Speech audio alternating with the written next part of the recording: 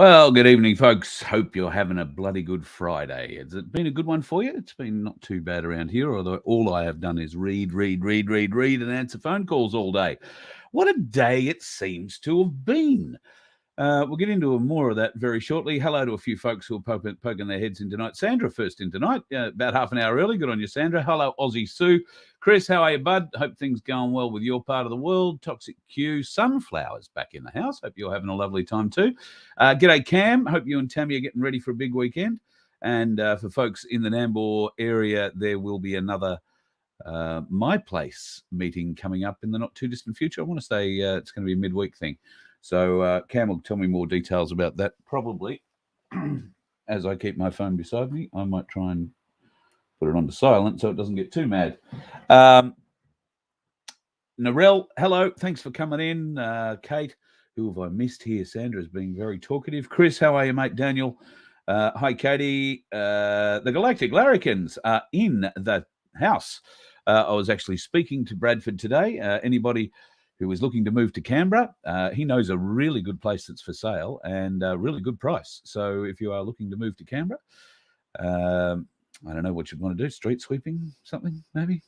No, beautiful town, really nice roads. Well, they used to be really nice roads. Now they're filled with idiots and kangaroos, but that's a whole other story. Speaking of idiots and kangaroos, well, it has been a bit of a day, has it not?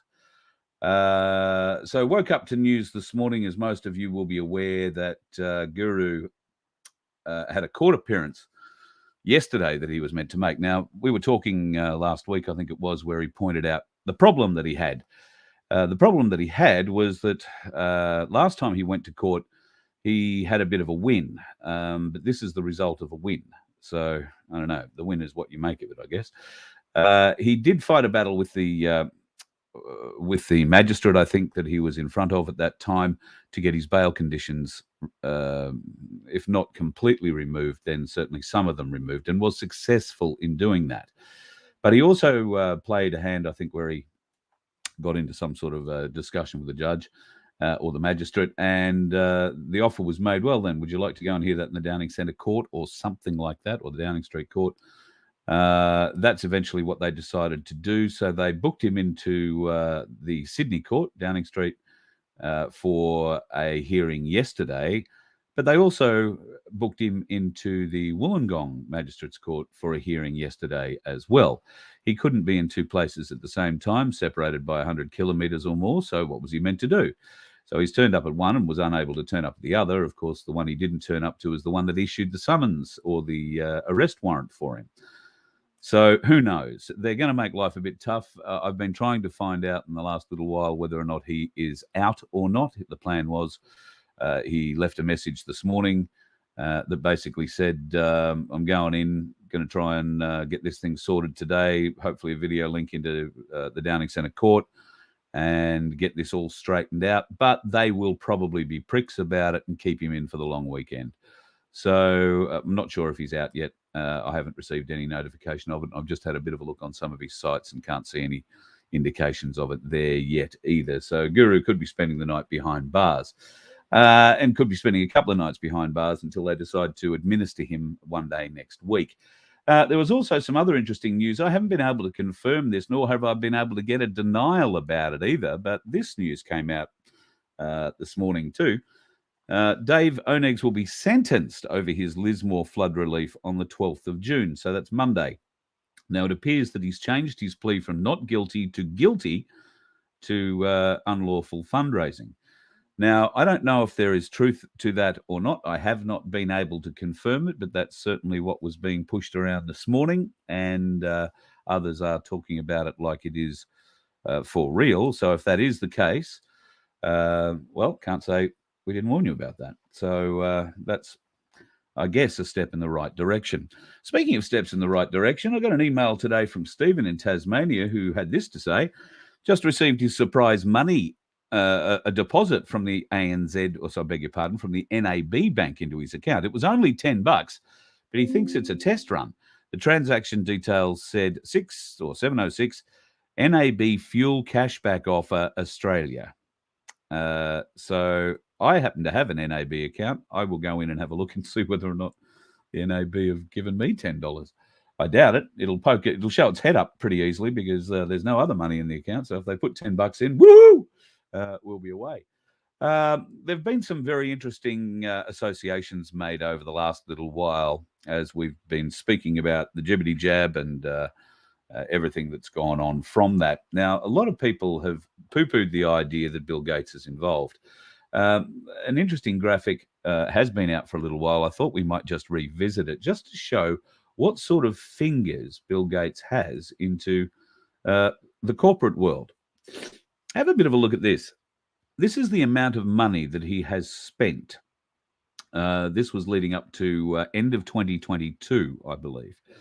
So have a look at the institutions that he is availing himself of, or the money that he is spending. Sorry, I just need to try and find something here, and I can't find it. Yeah, so have a look at where he is spending his money. $53 million he sent to the BBC, but that's millions.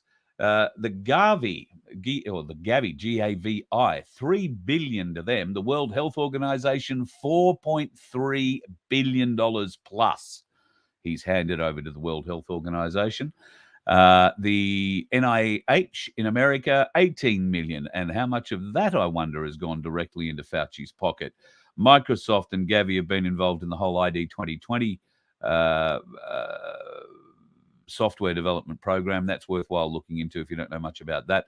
Over $155 million to the CDC. That's the Center for Disease Control in America. They're the people Americans are meant to be able to trust, and the greater world are meant to be able to trust when it comes to figuring out whether or not there is a bug that's going to kill us. Of course, they don't really care whether or not the bug's going to kill us. They just care how much they're going to be paid to tell the story you want them to tell. Bit like the media, $53 million there, $40 million to Professor Chris Whitty, who was England's chief medical officer at the time. I don't know that he's still that. He's probably gone off to go and spend his $40 million or more. Vaccine research development at Oxford University received $243 million plus. Now, from my recollection, Oxford weren't instrumental in discovering any kind of a cure, but it does say research, doesn't it? So were they being paid to not tell their truthful research on this process, being told to give the results, I guess, that they had been paid to deliver?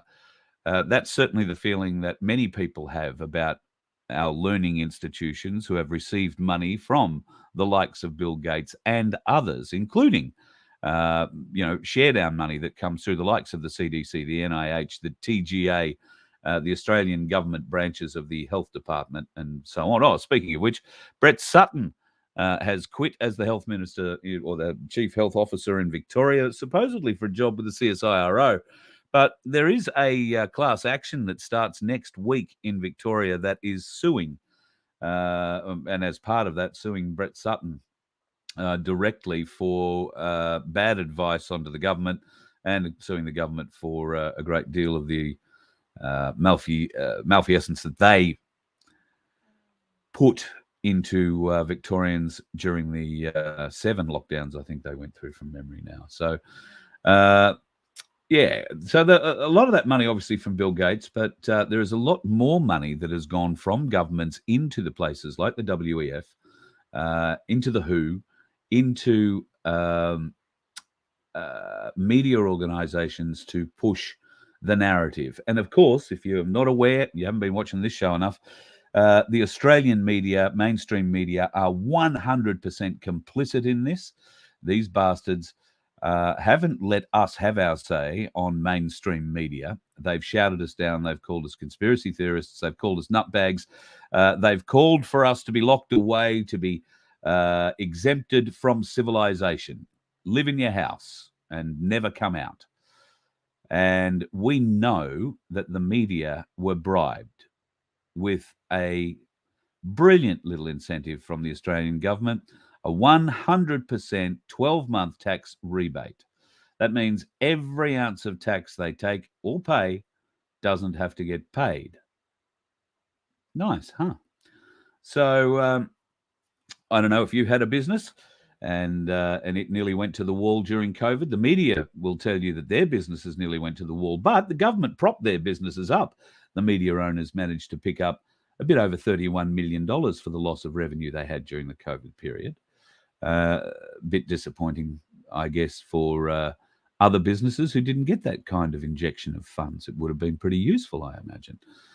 Now, of course, there are a lot more issues confronting the government and employers, particularly, and this Sutton case in Victoria that will be instrumental, and it's a class action, a lot of people involved with it.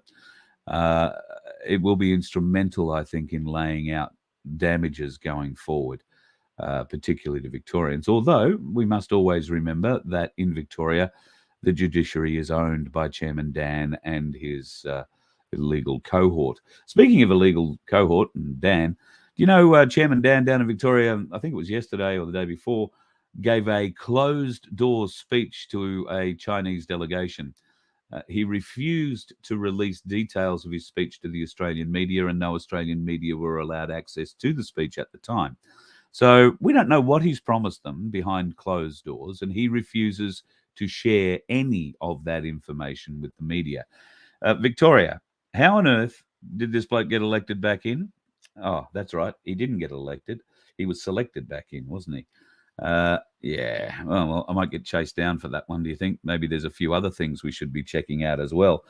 This is a pretty interesting one. If you can read, I don't know what the algorithm's going to do there, but I'm not going to talk about it. I will talk about this one though. A lot of people have queried whether or not, when I originally spoke about the Khazarian mafia a couple of years ago now, probably, they've doubted that any place actually existed. Well, I'm very sad to say that it definitely did exist. It definitely still does exist. This is what the map of the area looked like in the early 10th century. Now, the Russians did go pretty strongly not too long after this map, I think, was made. And they took over a lot more land, including Khazaria. However, never doubt that Khazaria was a place. And that is where there were two branches of the Jewish sects, if you like, went their separate ways, the Ashkenazis and the Khazarians. And the Khazarians went north, the Ashkenazis went east, and eventually spread out from there. I am in no way suggesting anything bad about the Jewish faith or the Jewish people in general, but I will tell you, just like any other faith, there are not good people in it.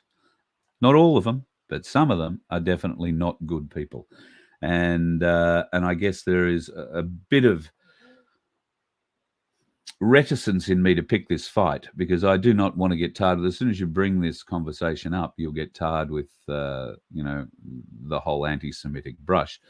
And that's a battle that I am prepared to fight, but I'm going to fight it at my time and my choosing, simply because we're going to have a lot more evidence that will be irrefutable for you to believe. And I believe some of that in part will come from Mel Gibson. We're about to see Mel Gibson vilified again in mainstream media.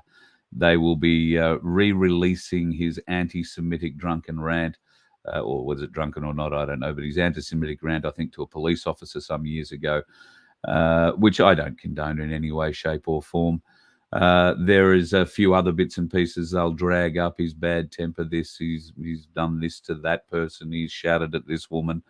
But at the end of the day, we are going to be beholden to Mel Gibson, I believe. He and Tim Ballard have got together to produce what will be a 4-part docuseries on child trafficking in Australia, around the world, rather.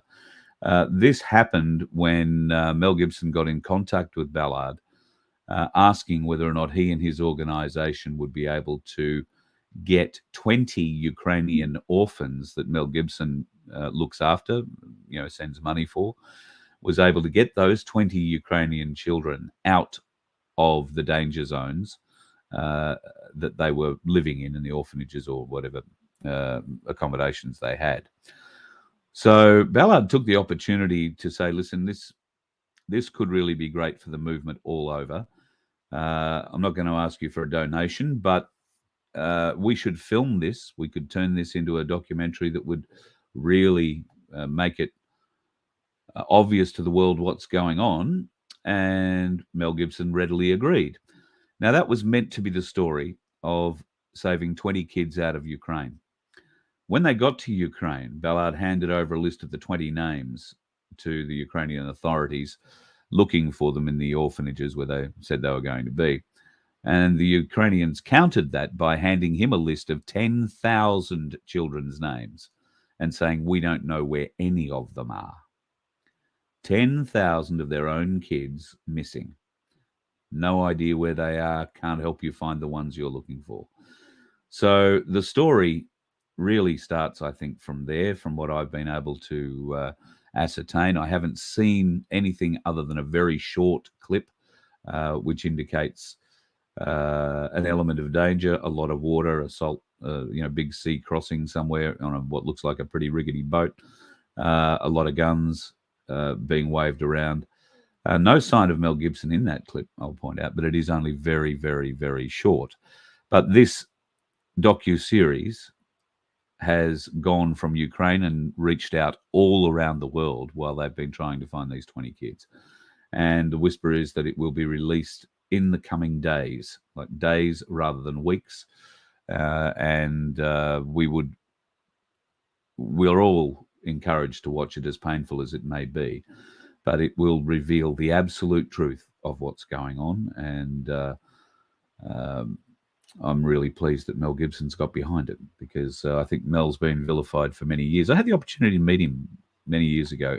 And okay, he was on a publicity junket, but he's always been one of those kind of blokes who says he doesn't like doing publicity and all that kind of thing. I found him to be really nice, very funny, really, really a very, very interesting guy, and a genuine lover of humanity. Loves kids. We were at an event where there were some children, and he was just a father to them. That's about the best way to describe it. So I'm just having a bit of a glance now through some of your chats. Appy saying some interesting. YouTube have expanded their emoji mental awareness pride flower rainbow heart. All right, I've read enough. G'day, Pete. Nice to see you're in the race too. Okay, doesn't look like we've got too many questions there. We shall move on. I've got a few other things that I'd like to show you. This is an interesting little one that I saw yesterday. Leukemia is the most common type of cancer in children. According to the International Agency for Research on Cancer, formaldehyde is known to cause leukemia and other cancers. And according to the vaccine manufacturers, the FDA and the CDC, formaldehyde is an ingredient in vaccines. Formaldehyde is obviously listed as a poison as well. These things, I think, we have been aware of. We just have had a certain amount of cognitive dissonance about the whole thing. We either haven't wanted to admit that formaldehyde is in a vaccine, which you are introducing in some cases to your child at hours old. Why would you do something like that? Some interesting studies have been put out recently, a lot surrounding what would happen if you kept a mask on for a long time, and the results of the effects, psychological effects of wearing masks and potential other health consequences. So there is a significant psychological effects list there. Hypoxemia, hypocapnia, shortness of breath, increased lactate concentration. Well, that could be good for some of our trainees. Decline in pH levels, acidosis, toxicity, inflammation, self-contamination. I don't know quite how that works. Increased in stress hormone levels, adrenaline, noradrenaline, adrenaline, and cortisol.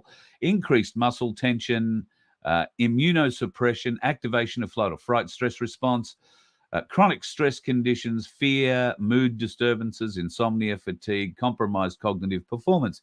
How many people do you know who've been jabbed suffer from one or more of those particular predicaments before we get into the health consequences, like increased predisposition for viral and infection illness, headaches, anxiety, depression, hypertension, cardiovascular disease, cancer, diabetes, Alzheimer's, exacerbation of existing conditions and diseases, accelerated aging, and of course, overall health deterioration.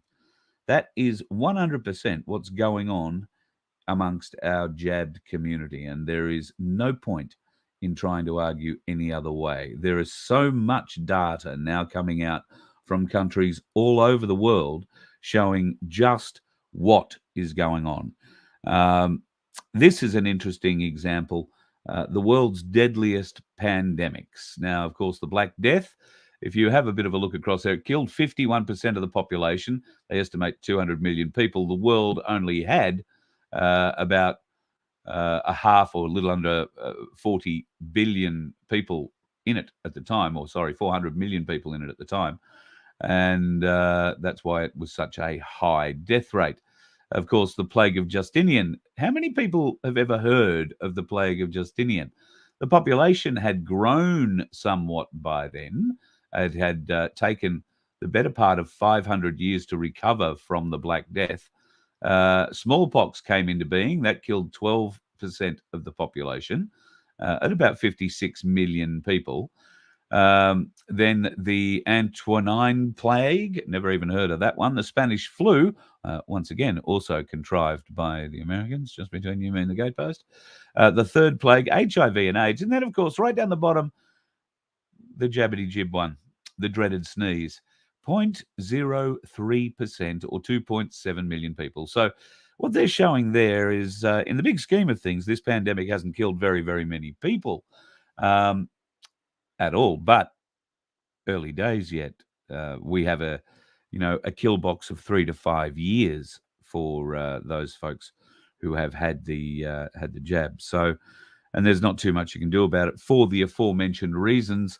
Any one of those things popping up on that list there, not going to help. So it's very easy to see that while the hype around the jab continues, the real death rate, and I've got to say, this is an imagined death rate as well. They are changing how deaths can be reported.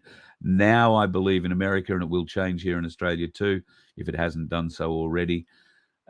Any death by pneumonia or bronchial infection will go into a category where it will be labelled as a death under the dreaded cough.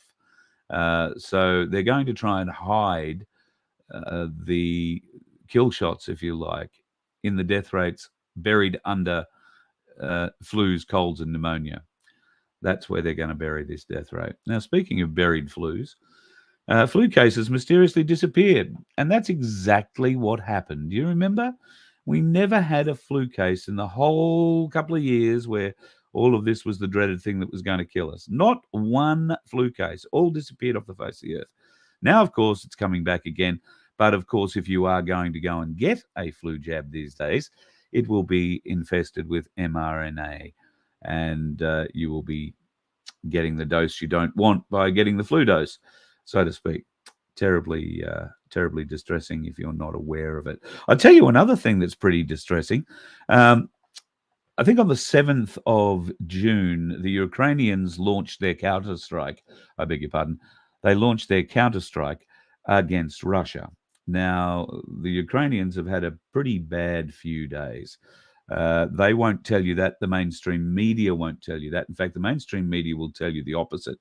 But this is the result of a counteroffensive that the Ukrainians tried on against a Russian defensive line in the last 48 hours or so.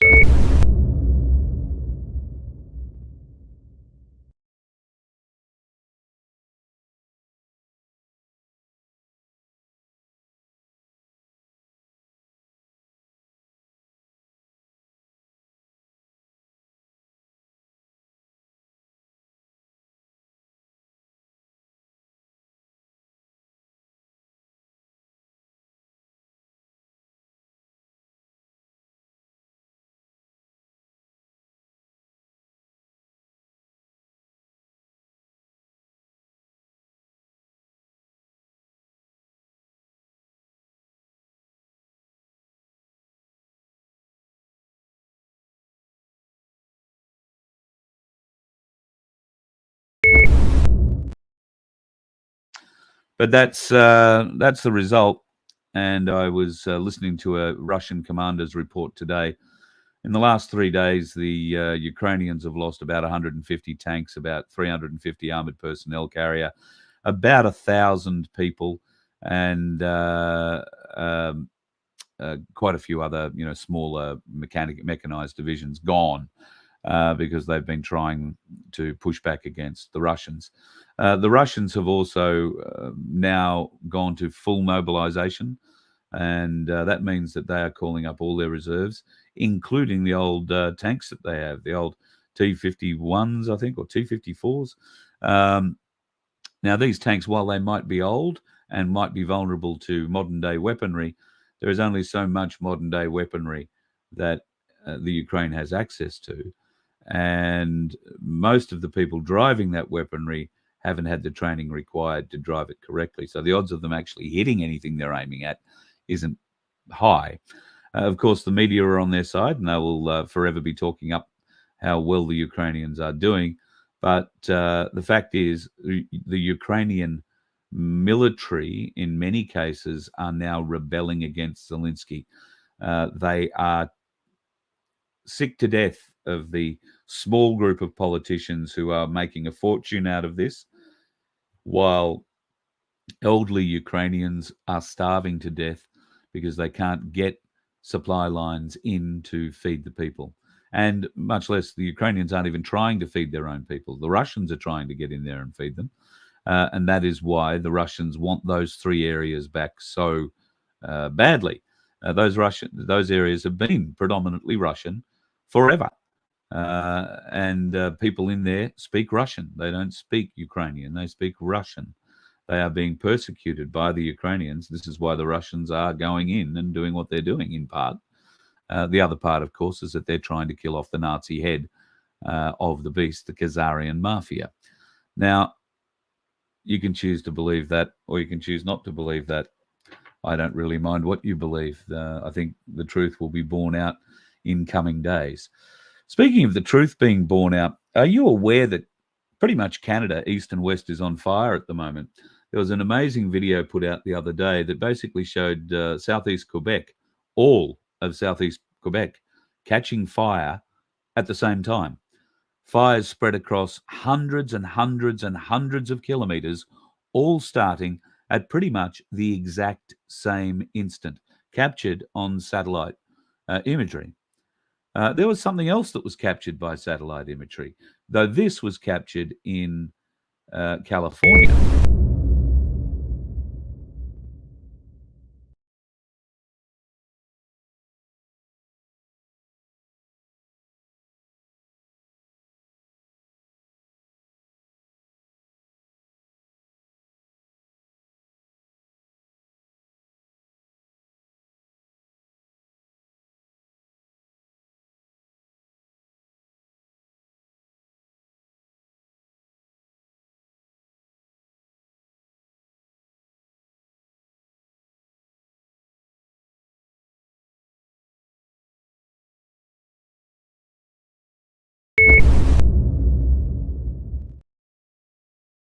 We have seen it used in the California bushfires of a couple of years ago. We have seen it used in Canada. And there is a large school of belief that it was used here in Australia in the terrible fires of a couple of years ago through New South Wales. We have seen evidence of houses that have been cut in half the house gone, the other half perfectly fine, as if sliced by a very hot knife. And everything on the other side of that beam is burnt to a crisp, bursts into flames. Great way of starting bushfires. We've also seen vision of helicopters that are dropping flame from flame buckets, they're called. Now, it's hard to tell whether or not that vision has been shot recently. It's hard to tell whether or not that vision isn't actually some sort of countermeasure, burning fire breaks in inaccessible areas, that kind of thing. That could be possible. So don't go and get too jumped up and excited if you are seeing those sorts of bits of vision around where you're seeing a helicopter dropping flame out of a box that's on fire underneath it. That is a way that I know both the Americans and the Canadians use to start off fire cleaning, if you like, exercises, backburning, we call it, in their deeply wooded areas. The problem is a lot of the areas that are catching fire instantaneously across Canada are populated. There's a lot of people living in those mountains and living in those forests. They've got their hunting lodges or their homes they've built out there, people who are living off grid. There is a very large school of thought that say the Canadians are trying to drive those people back into town and back into 15-minute cities, so that will come online sooner rather than later. So now they're trying to force those people out of the bush and back into centralized areas where they can exert more control over them. When I say they, I mean Trudeau and co, because clearly that bastard is just as mad as a basket full of cut snakes. Unbelievable. Now, there was one other thing I wanted to talk to you about tonight, because CGI is something that we are all going to have to get a little bit better at recognizing, or at least not believing everything that we see on a screen. Now, I'm going to play you a video that may look a bit familiar to you, because I did play the original to you, I don't know, a few months ago now. It was a video of a robot doing some assault training and being assaulted in the process. There has been a new release on that video, which gives you a graphic understanding of exactly what you're looking at and how easy it is to fool us all. So have a look at this.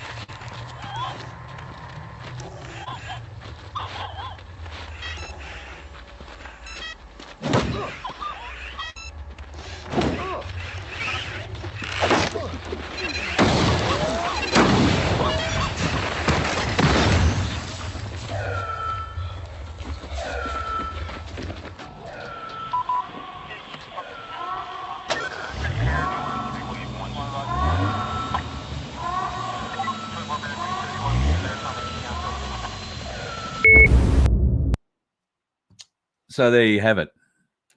I mean, it is pretty brilliant CGI, but very difficult to tell if you don't know what you're looking for. The only thing in that ever gave it away to me were shadows, particularly of the fully CGI created dog. That was probably the biggest giveaway for me on my first look at it some time ago. There were others as you go back through it, of course, but it's very interesting. It's very interesting that they're trying to put out this sort of stuff and tell us that it's real, because as we know, they actually have much better CGI available than that sort of stuff, and they probably do have some fairly well, I know for sure that they have exoskeletons that will allow a man or woman to lift the better part of a ton. These are suits that they wear, that they step into and essentially offer a hydraulic assistance.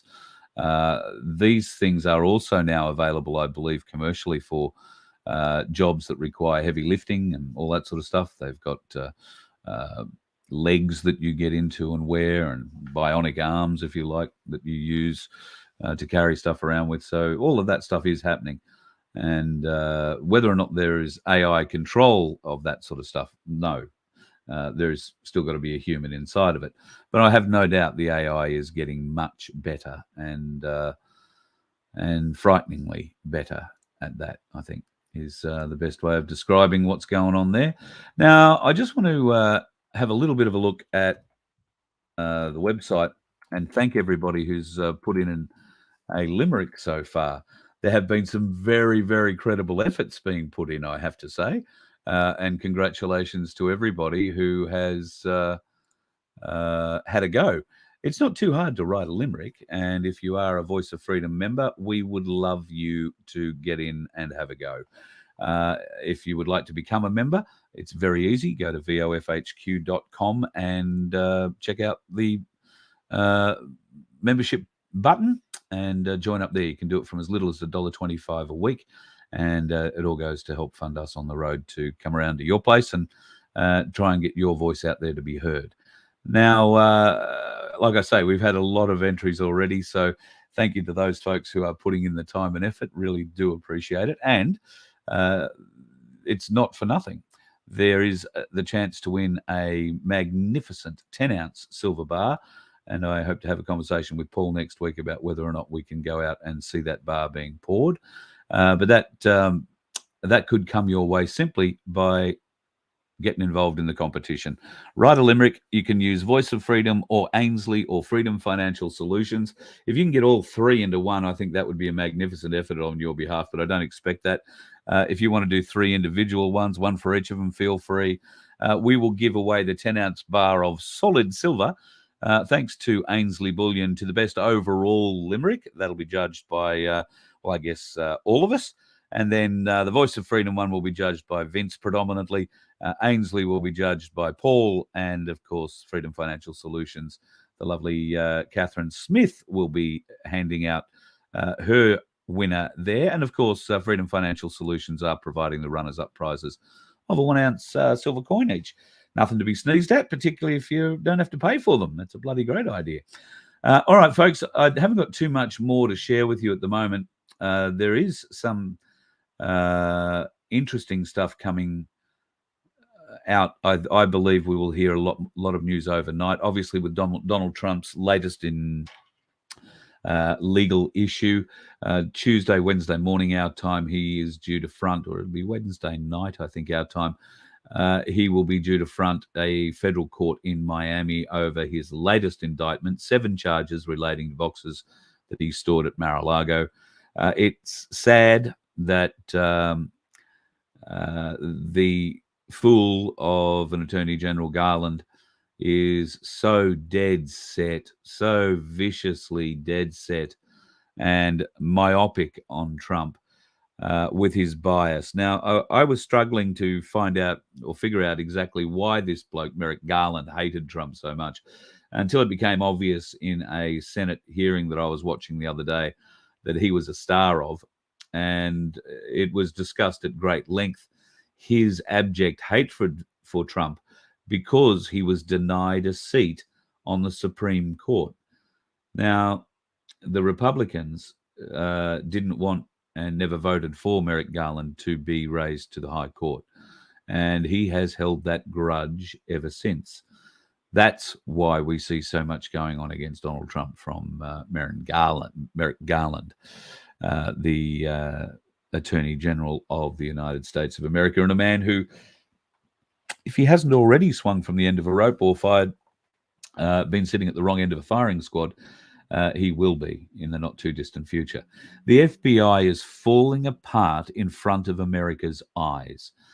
The level of corruption is so deep. It starts at the very top with Christopher Wray, and has filtered its way down through every senior level and into the assistant investigator roles, or the SACs of every FBI bureau in every part of the world.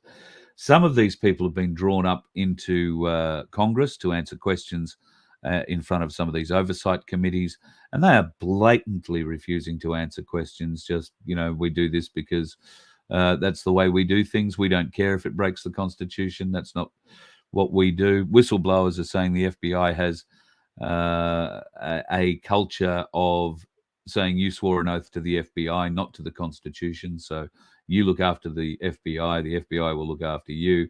If you want to go and look after the Constitution, you're in the wrong job. That is some very dangerous talk being given by highly senior members of the FBI from the last few years. There is a very incriminating interview that is done by McNabb, former director or deputy director of the FBI under Comey, where he ostensibly tries to lie his way out and lie Comey's way out of their involvement in the Pfizer applications and the absolute deceit that went on there. He's trying to breathe some life back into the Steele dossier, and I'm happy for him to keep bringing that Steele dossier up, because Australia is instrumental in that story. One Alexander Downer, and we haven't heard anywhere near the tip of the iceberg of that story yet, and Alexander Downer's involvement. I have tried to push through channels to see whether or not Malcolm Roberts or Senator Rennick would be interested in taking those questions to the Australian Federal Police in an estimates committee meeting, asking questions of the bloke that heads the AFP and ASIO, just what sort of a relationship the Five Eyes agreement makes us beholden to. And in fact, our Australian AFP head is head of the Five Eyes group. They probably say that the bloke in America is head of the Five Eyes group to Americans too, and the bloke in New Zealand's probably the head of it for that. Yeah, anyway, you get the idea. Everybody gets a chair, everybody gets a prize, nobody gets to do anything, and everybody gets to blame everybody else for everything. That's what's happening. There is a huge cover-up. The AFP is rotten to the bloody core, and there is great evidence of that coming out at the moment with some of the shit that's coming out around this whole Brittany Higgins thing from a little while back, the supposed rape case that was thrown out of court and now will not be retried, not because they believe that the gentleman concerned, Bruce Lemon, is innocent, but because it might hurt Brittany's mental health. She got a huge payout. We don't know exactly what that figure is. Rumoured she asked for $3 million. Apparently she didn't get that much. We're going to find out, though, because that payment has now been put forward to an administrative committee that the government will now investigate how much money that went out to her and who ordered it paid. There is also some very incriminating details coming out. Channel 10 are mortified by some of the things Lisa Wilkinson has been caught on camera saying, and clearly she has a bit of distaste for a number of our politicians, but a number of our black politicians. And as Lisa pointed out in one of the snippets that was released, leaked, if you like, not released, leaked to mainstream media today, she has a black cleaner. Apparently that means something. So, yeah, I can't wait to see the demise of Lisa Wilkinson. That will be one of our next main media scalps. Koshy left today. I think there were tears. I don't know if they were of happiness or he just knows what's coming. But yeah, Koshy's gone. They've put the human windscreen wiper in Matt Shervington. And Natalie Barr can't wipe the smile off her face. So good luck to all of them. I think it'll be a rather interesting time for Sunrise in the near future if Channel 9 is ever going to be able to come back from the absolute flogging that they are getting in the television ratings, breakfast ratings. Then this might be the opportunity. Although I actually think Matt Shervington's quite strong with all of this. He's pretty good with sport particularly, and he's a nice enough bloke. Pretty switched on to the finance game too.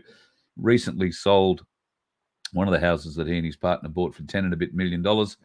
They live in a $12.2 million home, I say, over on the North Shore. He's invested well. He's done pretty good with his dollars, so good luck to him. Pardon me. Let me just have a bit of a look, see if I've missed anything here. I've probably missed a whole heap. Mr. Roberts is coming to Bribie on the 17th. Might have to make a trip to Bribie, and well, he's not returning my phone calls or my email, so maybe I'll see if he'll talk to me in person. Yeah, Real Rukshan has done some good videos about all that, Linda. You're absolutely right. In fact, Rukshan's doing some great work at the moment. Good on him. He's really doing some great work. Yeah, Senator Rennick spoke last night in Noosa. I heard he was going up there. I've actually had some people contact him on my behalf as well. He may or may not come on and talk to us. He doesn't know who I am, or he doesn't know anything about the show. Politicians are notoriously nervous about things like that too. So he may or may not, but I wouldn't expect him to come on and tell us anything new. I more particularly want him to come on the show to give us an undertaking that he will start asking questions of the AFP. That equally could be another reason why he doesn't want to come on the show. Uma was the bag lady for the Clintons. Yep, carried the money from Australia to the deep state. You're right. I think she also carried body bags around for some of the extracurricular activities that she and Hillary got into over time. Yep, Chris has the right idea here. We're all answering questions of people. Oh, well, if the white hats are doing it, why are they making us suffer? Why are they making this go on so long? It's because there are so many people who aren't awake, and if they just pulled the pin on it all, we would have civil wars in different parts of the world, not least of which America, and that would have a great deal of impact on what happens in the rest of the world. There are a lot of preppers. There are a lot of people with a lot of weapons in America. It's always been said you cannot invade America. You cannot get on the ground and invade America in a kinetic war, because there is an American behind every blade of grass, not with one gun, but with 20 guns. So you'll never be able to invade America in a kinetic war. What have they done? They've invaded America surreptitiously by opening the southern borders. And 85,000 children a day are going missing. I saw a horrifying report today from an American team who went onto the Mexican side of the border and found a child camp. And by a child camp, I mean basically a couple of lean-tos put together with sagebrush and a couple of bits of wood, a few towels hung over the entrance, not even a tarp. The area littered with baby bottles, diapers, menstrual cups for little girls or for young girls, all sorts of paraphernalia, but only children's paraphernalia. Little girls' pants, little girls' shoes, clothes, all for little people, little children, boys and girls. It was just horrifying to watch. Bags of formula, baby formula. All right. There were no adult things around here, which meant that it was a camp. They were holding the kids there, keeping them there until they were ready to cross them into the United States. And why are they crossing them into the United States? Because it's from there they are trafficked all over America. When an illegal comes across the border in most parts at the moment, they are taken to a processing center. They aren't quite sung kumbaya to. but they are processed through that centre and immediately put on buses or planes, and they are sent from the border regions where they crossed to anywhere in America that is a red state. And they are doing what Gillard, the red-headed clown, did here years ago on Crud.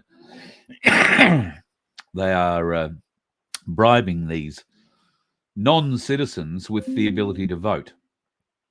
And, of course, letting them know that the only reason they're in America and getting all this help and getting a house and getting money and getting these opportunities is because of Joe Biden. So you have to vote for Biden. And they readily agree because they understand it's a great opportunity they've been given. Well, they think it is. So that's how they beef up the blue vote in the red states, if you like. And the children, well, they're just collateral damage. You know, children can't vote, but they can be useful for so many other things in the world of these evil bastards. I can't wait until it's over, just like you. And I get the feeling in the water that it's sooner rather than later. This indictment of Trump, depending on, pardon me, what they do with it, Wednesday might just be a hearing. If they were to lock him up in some way, shape, or form, all sorts of trouble. But there is more than that, just locking Donald Trump up. What this has done is created a precedent.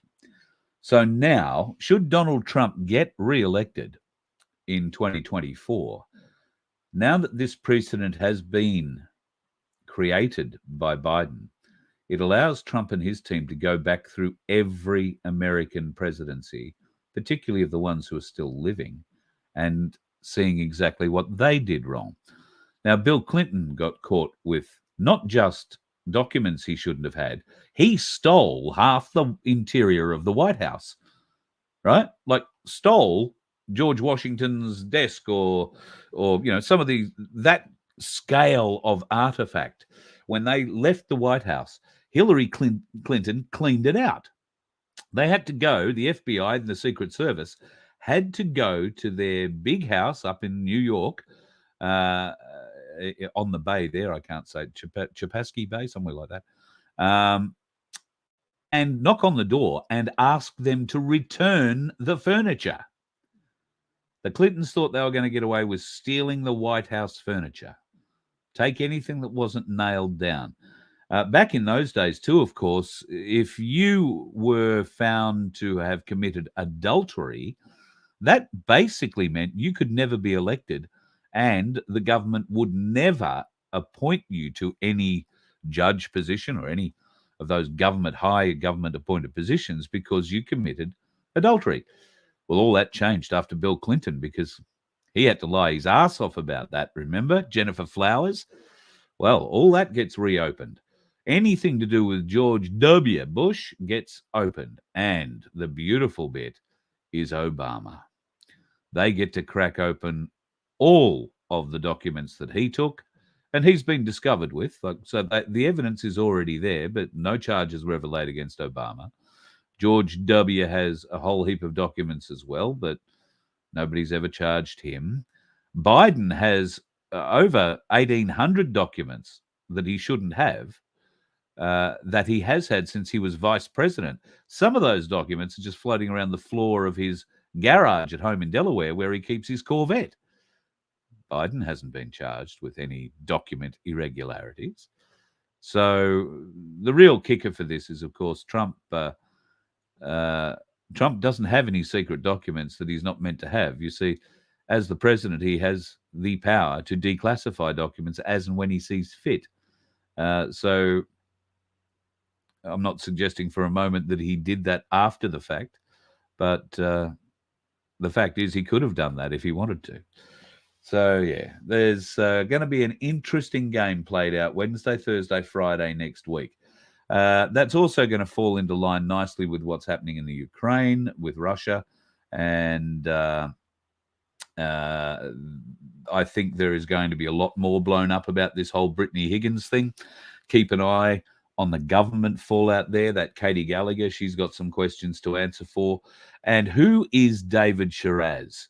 That is my question. Have you had a listen to some of the audio that's been released where he is definitely taking the lead on turning this, what on the face of it is a horrifying situation of a young girl, allegedly being raped in Parliament, or in the House of Parliament, but he's weaponized that, politically weaponized that, and is managing that, trying very hard to manage that from behind the scenes. And Brittany sounds quite complicit in that management. She doesn't sound terribly traumatized. She's more worried about control. She's more worried about hurting the Liberal Party.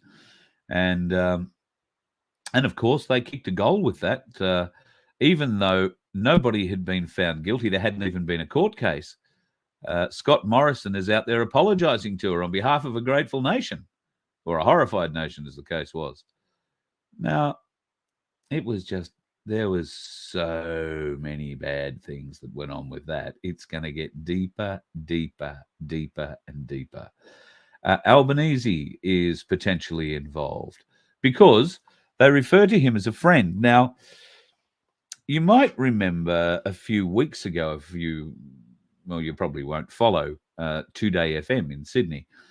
There was an interesting little story came out about Erin Molan and Dave Hughes and Ed Cavalier, who do breakfast down there on the Sydney 2Day FM network. It was about getting access to Albo for something, and they had been grooming him as a friend of the show for years. So she, being Erin Molan, and Albo had developed quite a relationship, apparently. All which got destroyed over a headline that she wasn't even responsible for in some magazine article she wrote. But the fact remains that she said, we cultivated Albo as a friend. We did everything we could. We scratched his back. He would scratch out. So he would scratch our back when we needed him to.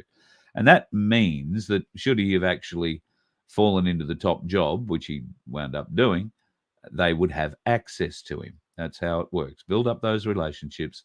And, he's a friend of the show. So then you can pick up the phone and have a friendly conversation. Ask your friend a favour. Kyle Sandilands, he's been friends with most prime ministers over the days and, over the last few years anyway. I've seen him turn up at Kirribilli for events there hosted by prime ministers of all flavours, I think. Radio people, they're not fussy. They'll be happy to hang out with any celebrity, and to call them friend just gives them a bit of power to say, oh, hang on, I'll just ring Albo and see what he says.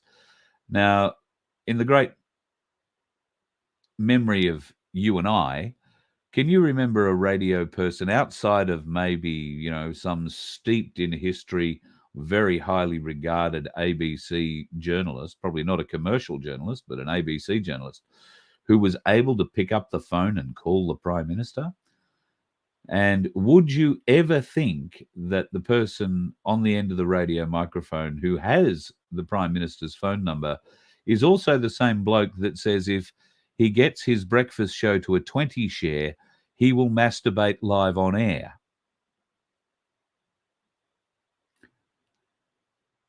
That's Kyle's promise to you, Sydney. Get him a 20 share. He'll jerk off on the air live for you. I must be just getting too old. I saw a picture the other day of Kyle and his staff. Kyle's double the age of most of his staff. And most of those staff are very young girls, and they've got big stars in their eyes.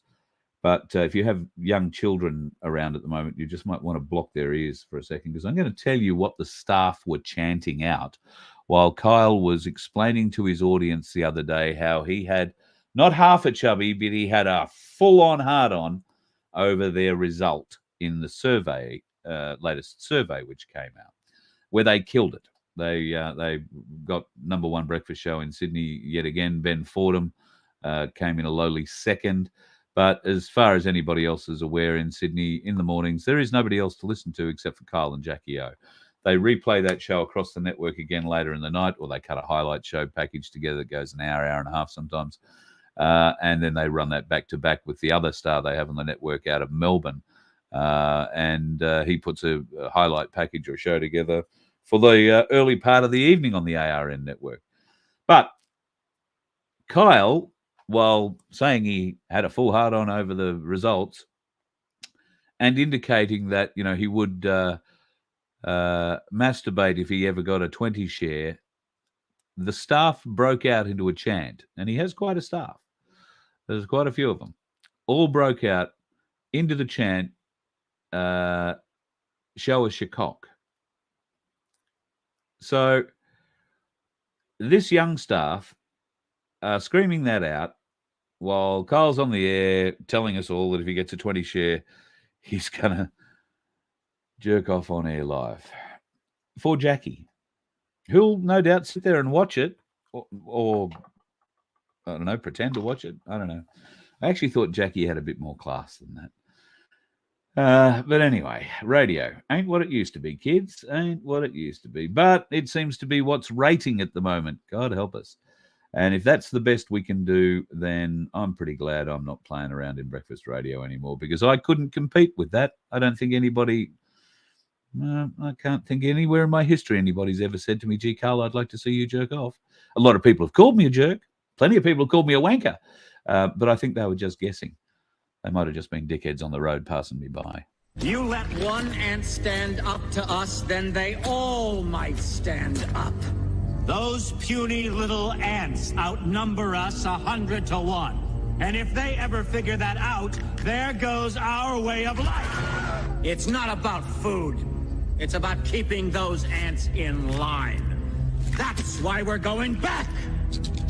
Does anybody else want to stay? Let's rock!